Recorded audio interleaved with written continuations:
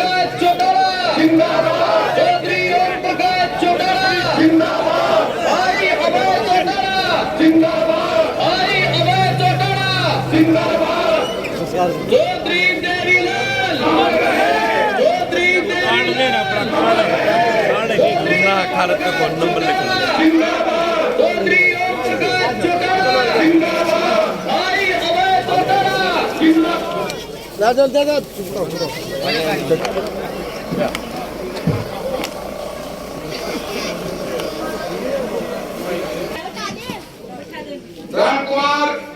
रामकुमार जी किसी समाज की तरफ से भाई साहब को पगड़ी बनाकर सम्मानित करेंगे। देखना पंडित मास्टर श्री राम जी बिमला जी हमारे प्रदेश बिमला जी सुमित्रा जी को सोलो डालकर सम्मानित करेंगे जी। हाँ जी माता जी, हाँ जी देखना एक मिनट जिंदाबाद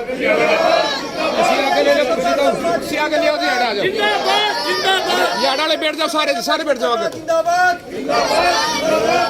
यात्रा जिंदाबाद। मान और सम्मान के रखवाले चौधरी अभय सिंह की सबके परिवार ने राजी की है। आपने तो मौसम जरूरी आशा कर रखे आज दोबारा ठंड आ गई हमारे यूं तो संस्कृति कभी होंगे सबके। मैं सबसे पहले तो आप सबका इस बात के लिए आभार व्यक्त करता हूं कि जैसे रुकी गांव के अंदर परिवर्तन यात्रा आई, आपने समूचे गांव में इकट्ठे होकर के इस परिवर्तन यात्रा का स्वागत किया, अभिनंदन किया। जो इस यात्रा में मेरे साथ करने साथी है उन सबका आपने बहुत हौसला बढ़ाया, इसके लिए मैं आपका बहुत बहुत आभारी हूं।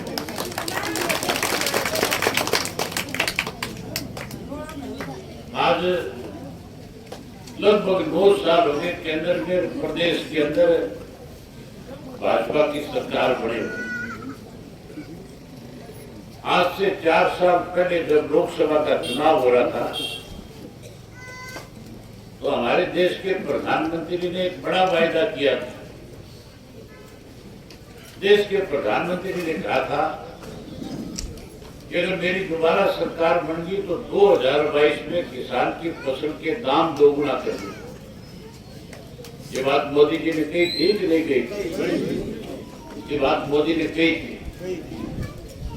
दाम तो दोगुना नहीं करे तुम्हारे, लेकिन 3 काले कानून बना दिए और वो ऐसे काले कानून थे जिससे सारे देश का किसान परेशान हो गया।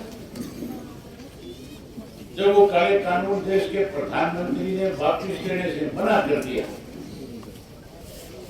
आखिर सारे देश के किसान ने पंजाब, हरियाणा, राजस्थान, उत्तर प्रदेश, मध्य प्रदेश लाखों किसान जो है अपना घर बार परिवार खेत सब छोड़ करके दिल्ली के चारों तरफ बॉर्डर के ऊपर आकर के बैठ गया। 13 महीने तक लड़ाई लड़ी और उस 13 महीने की लड़ाई में सबसे बड़ा योगदान अगर किसी का था तो हरियाणा प्रदेश का था, खास करके सोनीपत, रोहतक, झज्जर, पलवल, फरीदाबाद, गुड़गांव, ये जो चारों तरफ लगते हैं दिल्ली के, यहाँ के लोगों ने बहुत बड़ी मदद करी। किसी गांव से दूध जा रहा था, किसी गांव से लस्सी जा रही थी, कोई सब्जी लेके जा रहा था, कोई अनाज लेके जा रहा था। हर जरूरत के मुताबिक हर चीज आप लोग जो है अपने अपने गांव से इकट्ठा करके आंदोलन में बाहर के जो लोग थे, चाहे वो पंजाब के थे, यूपी के थे, राजस्थान के थे, उन किसानों की आपने बहुत मदद करी। अगर यहाँ से मदद मिली उनको तो फिर उनका भी इस बात पे दिल जम गया कि इस आंदोलन को कितना भी लंबा चलाया जा सकता है, कितनी लंबी लड़ाई लड़ी जा सकती है। ये मदद करते थे कि नहीं करते थे आप? ये मदद आपने करी तभी वो आंदोलन लंबा चला। देश के प्रधानमंत्री ने उस आंदोलन को खत्म करने के लिए कई योजनाएं बनाई, कई तरह तरह के आरोप लगाए।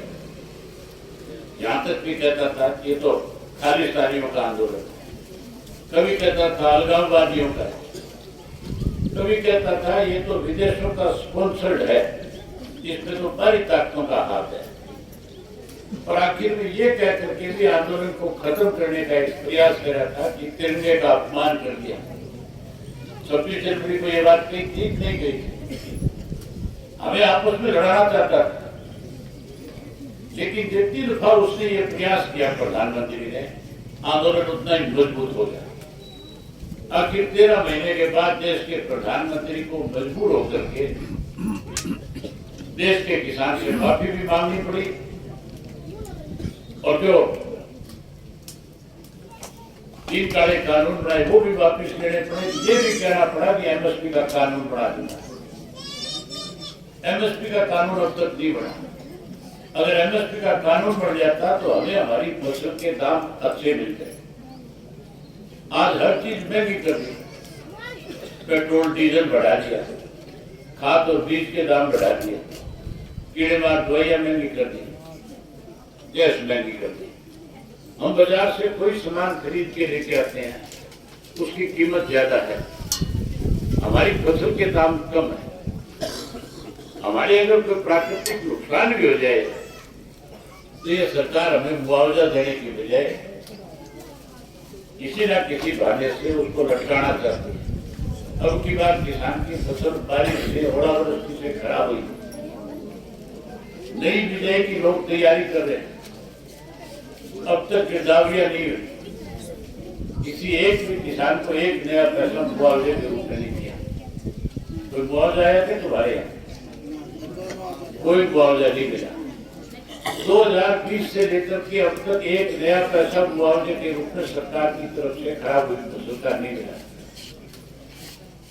किसान कैसे कमजोर हो, इसके लिए रोज नया तरीका ढूंढते हैं। जब हमें बिजाई के वक्त में डीएपी खाद चाहिए तो डीएपी नहीं मिलता, जब यूरिया चाहिए यूरिया नहीं मिलती, लाइन में लगना पड़ता है नहीं लगना पड़ता, हर वक्त परेशान होते हैं। नए नए कार्ड बना दिए। आज सारा दिन जो है लोग दफ्तरों के चक्कर काटते हैं कार्ड बनवाने के लिए।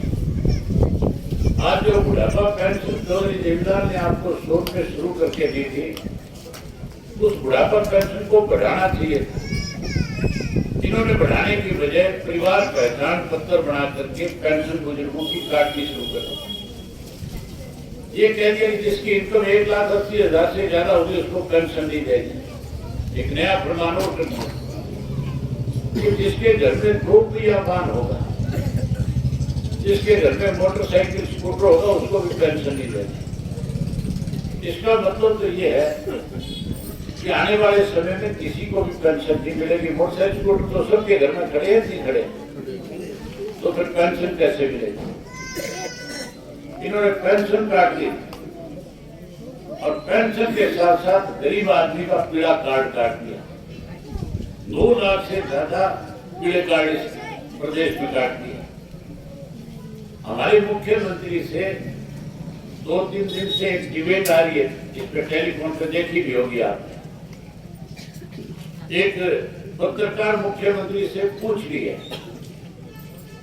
कि बुढ़ापा पेंशन आपकी सहयोगी पार्टी कह रही थी 5100 रुपए करेंगे, आप 5100 करोगे तो नहीं करोगे? मुख्यमंत्री का जवाब सुना था क्या था? मुख्यमंत्री कह रहा था हम तो 3000 करेंगे, उससे एक नया पैसा ज्यादा नहीं करेंगे।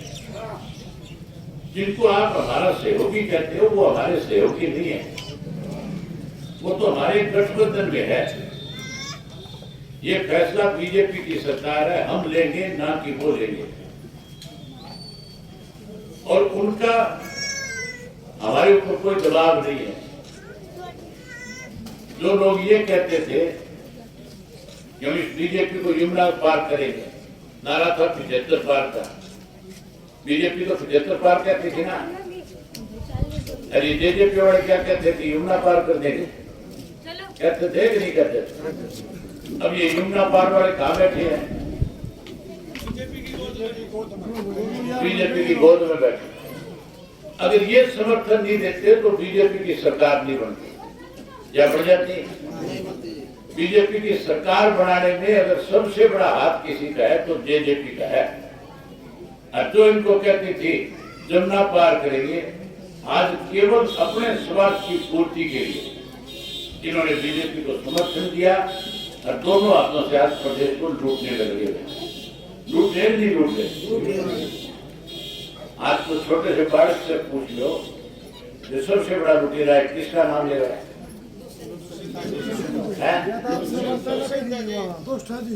इसका साउंड बताओ, सुना नहीं मैंने। दुष्यंत का नाम हमने उसका भरोसा इतना कराया और उसने भरोसा हमारा सत्यानाश ये वो अपने घर का नहीं, वो देश का नहीं, किसी का भी नहीं रहा। अब ये गलती से उसका झूठ मारे पूछू जे फिर वोट मांगने आ गया फिर क्या करोगे? झूठ मारेंगे पढ़ना नहीं थे काम में। उसने हर इंसान का जो है ना